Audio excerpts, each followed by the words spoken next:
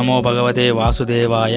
మహాకవి బమ్మెర పోతనామాత్య ప్రణీత శ్రీ మహాభాగవతము దశమస్కందము మన ధ్యాన శ్లోకము. మూకం కరోతి వాచాలం పంగుం లంఘయతే గిరిం యత్కృపాతమహం వందే పరమానంద మాధవం. కంసుని యొక్క మంత్రులు అంటున్నారు, అలా అయితే ఇక ఆలస్యం చేయడం దేనికి? పట్టణాలలోనూ పల్లెల్లోనూ మందల్లోనూ పుట్టి పెరుగుతూ ఉన్న పసిపిల్లలను పట్టుకొని వధిస్తాం, అనుజ్ఞ ఇవ్వండి. పూర్వం నీ బాహునందలి కోదండం చేత విడవబడిన బాణాల వలన దెబ్బలు తిన్న ఇంద్రాది దేవతలంతా ఎక్కడికి పోయారో? శివుణ్ణి ఆశ్రయించారో లేదా బ్రహ్మనో విష్ణువునో సేవిస్తున్నారో? అది కాకపోతే ముని వృత్తితో అరణ్యాలలో ఉన్నారో? మనం వెంటనే వెదకడం మంచిది మహారాజా. పగవారు దెబ్బ తిన్నారనుకొని మనం విచ్చలవిడిగా తిరగకూడదు. వారు ఎన్నో రకాల వేషాలతో దొంగతనంగా రాగలరు. అందుకని వారు చనిపోయే వరకు రాజైన వాళ్ళు విశ్రమించకూడదు. విజృంభించే రోగాలను, శత్రువులను, ఇంద్రియాలను అవి మనలను ఆక్రమించే వరకు రానివ్వకూడదు. అవి పుడుతున్నప్పుడే త్రుంచేయాలి. ముదిరిన తరువాత వాటిని జయించడం సాధ్యం కాదు. సకల దేవతలలో విష్ణువే ముఖ్యుడు. ధర్మం ఎక్కడుంటే ఆ చక్రి అక్కడ ఉంటాడు.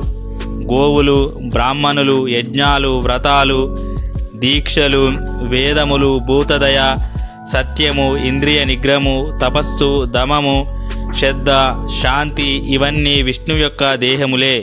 కనుక వాటిని నాశనం చేస్తే అతడు కూడా నిలువ నీడ లేక నశించిపోతాడు.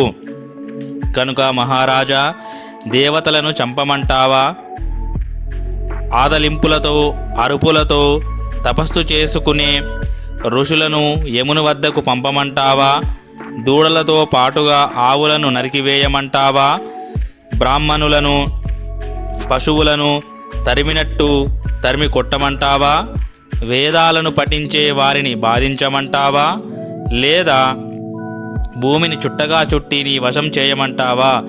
ఈ చెప్పిన పనులలో ఏ పనైనా చేయడానికి మమ్మల్ని ఆజ్ఞాపించు. కంసుడు ఈ విధంగా బోధిస్తున్న మంత్రుల ఆలోచనలకు బద్ధుడై సమ్మతించాడు. బ్రాహ్మణులను హింసించడం తప్పు అని కూడా ఆలోచించలేదు. కాలపాశబద్ధులై బ్రాహ్మణాది సాధు మానవులను చంపడానికి దానవులను పంపి తాను అంతఃపురానికి వెళ్ళిపోయాడు. తదుపరి ఆ రాక్షసులు సహించుటకు వీలు కాని క్రూరమైన మాటలతో సత్పురుషుల వెంటబడి కొందరిని బెదిరించాడు, కొందరిని గద్దించారు, కొందరి చెవులు దిబ్బెళ్ళిపోయేటట్లు అరిచారు. ఇలా అనేక విధాల దుర్మార్గాలతో వారిని వేధిస్తూ ఎన్నో పాపాలను మూట కట్టుకోసాగారు. సాధువులను వెతికి వెతికి బాధ పెడుతూ ఉంటే ఆ రాక్షసుల బలం నానాటికి క్షీణించసాగింది. సాధు జనులను హింసిస్తే కీర్తి, సంపద, పుణ్యము, ఆయువు, క్షేమము ఇవన్నీ కోల్పోతారు కదా. ఇది ఇలా ఉండగా అక్కడ రేపల్లెలో నందుడు తనకు మగపిల్లవాడు పుట్టాడని విని మహా ఆనందాన్ని పొందాడు. బ్రహ్మానందంతో చక్కగా చదువుకున్న వేద పండితులను పిలిపించాడు. తాను స్నానం చేసి శుచి అయి అలంకరించుకున్నాడు. స్వస్తి వాచకాలు, పుణ్యాహ వచనాలు చెప్పించుకొని బాలునికి పుట్టినప్పుడు చేయవలసిన శుభకర్మలన్నీ చేయించాడు. పితృదేవతలను అర్చించాడు. ఆభరణాలతో అలంకరించిన 2 లక్షల పాడి ఆవులను దూడలతో సహా బ్రాహ్మణులకు ఇచ్చాడు. అంతేకాకుండా బంగారు పాత్రలు, మనులు, విలువైన వస్త్రాలు, నువ్వుల రాశులు 7 బ్రాహ్మణులకు దానాలు చేశాడు. ఆ బ్రాహ్మణులందరూ ఈ నందగోపుని కుమారుడు ఐశ్వర్యాన్ని, శత్రు జయాన్ని, పూర్ణాయస్సును, యశస్సును, తేజస్సును కలిగి ఉంటాడని దీవించారు. రేపల్లెలో దుందుబులు మ్రోగాయి. గాయక సందోహం పాడింది. పురాణ కథలు చెప్పి పొగడేవారితో కూడా 100 జనులు కీర్తించారు. పెద్ద పెద్ద బాకాల యొక్క ధ్వనులు సందడిగా వినిపించసాగాయి. ఈ విధంగా రేపల్లె అంతా ఉత్సవ సంభ్రమంతో నిండి ఉంది. గొల్ల నాయకుల గృహద్వారాలు చిగురుటాకుల తోరణములతో, సొగసైన తీగలతో, గొప్ప ధ్వజములతో, ధూప పరిమాలాలతో అందంగా ఉన్నాయి. గోపకులు తమ పశువుల శరీరాలకు పసుపు నూనె కలిపి పట్టించారు. పసుపు, కుంకుమ గంధాన్ని అలదారు. అవి బంగారు నెమళ్ళ కుంచెల కాంతితో మెరుపును కలిగి ప్రకాశిస్తూ మందల్లో తిరగసాగాయి. బాలుడు పుట్టిన శుభవేళలో లేగదూడలు చెంగలించి దాటి అలసిపోయి నిలిచాయి. మదించిన ఎద్దులు ఉత్సాహంతో రంకెలు వేశాయి. ఆవులన్నీ పొదుగులోంచి పుష్కలంగా పాలు కురిపించాయి. నందుడు తనకు కుమారు కలిగాడని తన వంశావళి చదివే వారికి, స్తోత్రం చేసే వారికి, విద్వాంసులకు, పేదవారికి, ఇలా తన దగ్గరకు చేరిన వారికి వారు అడగకుండానే గోవులను, ధనాన్ని సమృద్ధిగా దానం చేయసాగాడు. అప్పుడు గోపకులందరూ నందుని యొక్క కుమారుని చూసేందుకు బయలుదేరారు. ఏ విధంగా అంటే వారు అందమైన దుస్తులతో, విలువైన ఆభరణాలు ధరించి, తలపాగాలను చుట్టి, శుభప్రదములైన వాటిని తీసుకొని నందుని ఇంటికి ప్రయాణమయ్యారు. అలా వచ్చి ఆ బాలుని చూసి సంతోషంతో పొంగిపోసాగారు.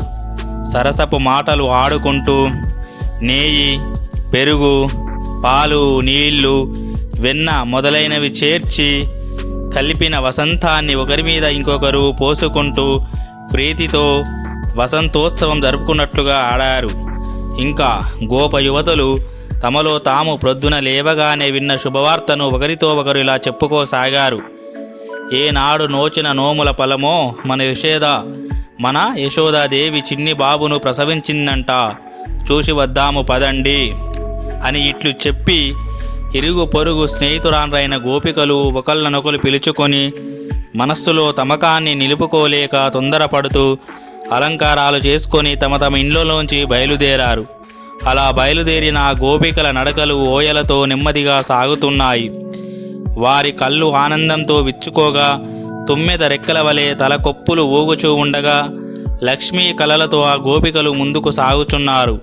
అలా వచ్చిన కొందరికి ఆ నడక వేగంలో కొప్పులు విడిపోయాయి. మెడలో ముత్యాల పేరులు చిక్కుపడ్డాయి. మరికొందరికి చెక్కిళ్లపై బంగారు కాంతుల మెరుపు వేడుక పుట్టిస్తుంది. ఇంకా కొందరి పైట చెరుగులు గాలికి నాట్యం చేయసాగాయి.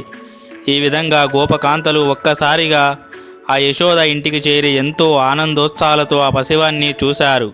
అయితే అతడే దానవ భంజకుడైన విష్ణువని వారికి తెలియదు. గోపికలు ఆ చిన్ని కృష్ణుని చూసి చాలా సంతోషించి తెచ్చిన కానుకలు ఇచ్చారు.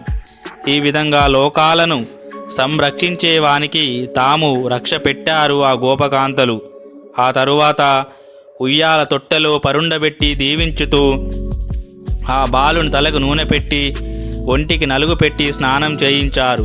స్నానంలో చంటి పిల్లలకు దిష్టి తీసే విధంగా కొంత నీటిని చేతిలోనికి తీసుకొని ముమ్మార్లు ఆ బాలుని చుట్టూ తిప్పుతూ శ్రీహరి రక్షగా ఉండాలని ప్రార్థిస్తూ జార విడిచారు.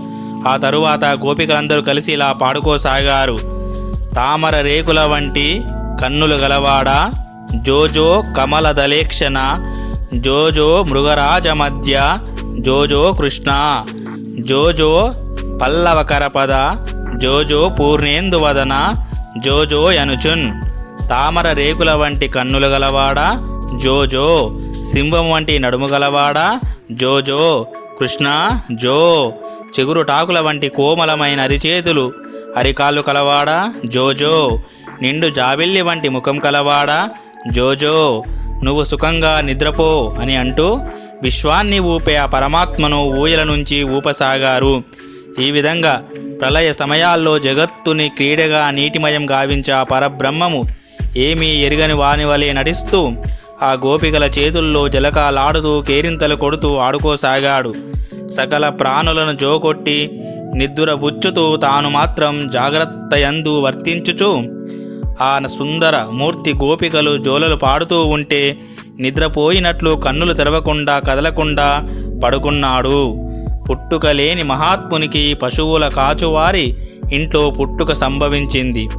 ఏ విధమైన కర్మలు లేకుండా ప్రకాశించేవాడు జాత కర్మలు చేయించుకున్నాడు. ఏ తల్లి చనుపాలు త్రాగి ఎరుగని ప్రౌఢుడు యశోదాదేవి చనుపాలు రుచి మరిగాడు.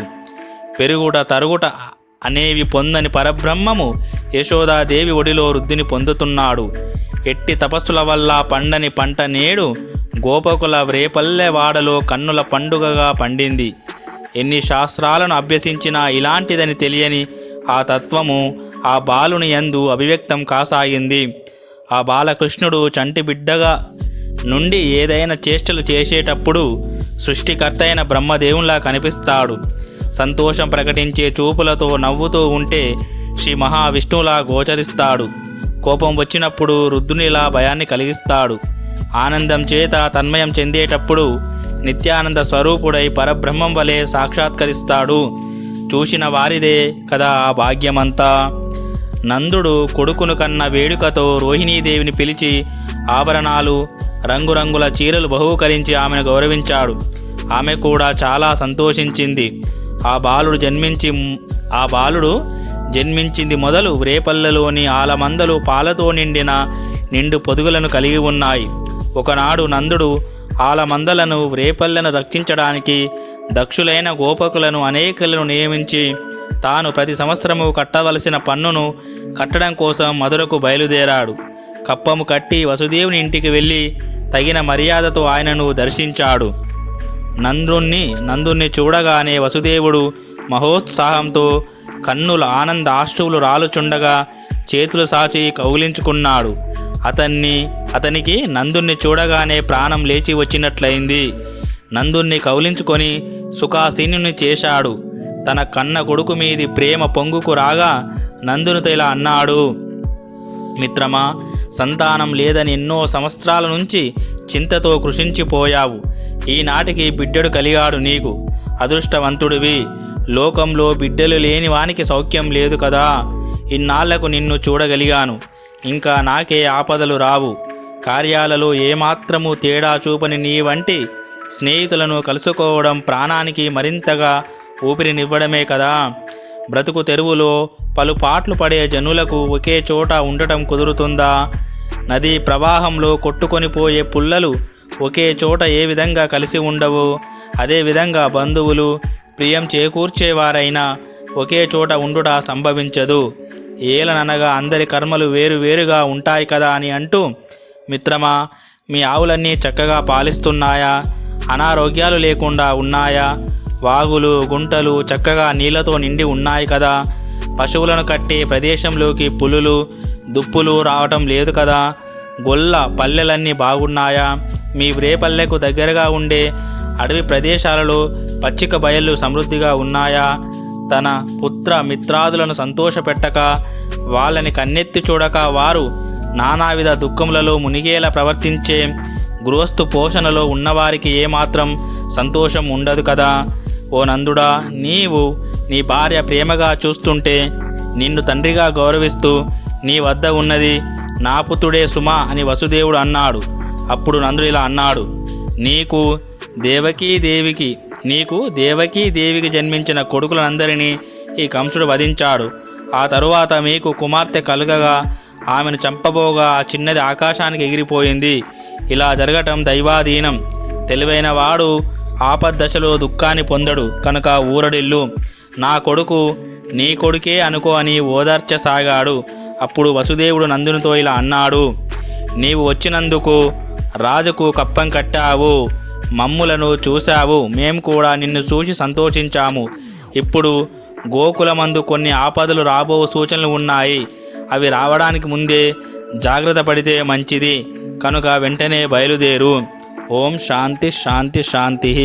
హరి ఓం తత్సత్. సర్వం శ్రీరామకృష్ణార్పణమస్తు.